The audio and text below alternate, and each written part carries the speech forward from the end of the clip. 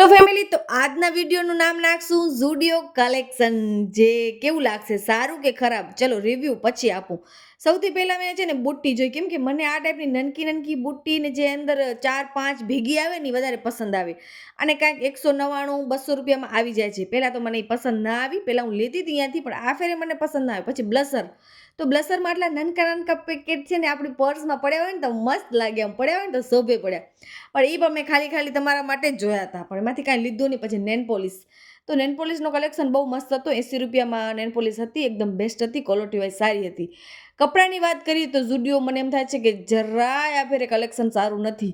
ન કોઈ T shirt સારા, ન કોઈ શર્ટ સારા, ન કોઈ જીન્સ સારી.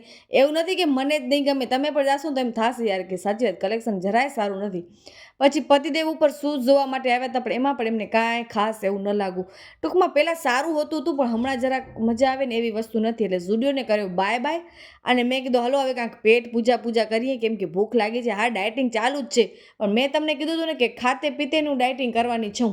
બધી વસ્તુ લિમિટમાં ખાવાની. તો જો અહીંયા કારણે મેં જે આ ફ્રૂટ સલાડવાળા ભાઈ હતા ને એને જ જા લીધા. મેં તો ભાઈ ક્લિપ લઈ દે ને.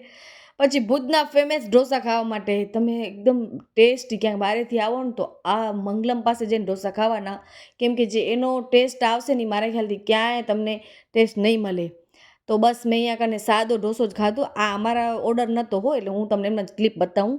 તો ફાઇનલી મેં મસાલા પણ નહીં, સાદો એટલે સાવ સાદો ઢોસો. એ ખાઈ શકાય યાર, હવે એમાં એમ કમેન્ટ ન કરજો કે ન ખવાય.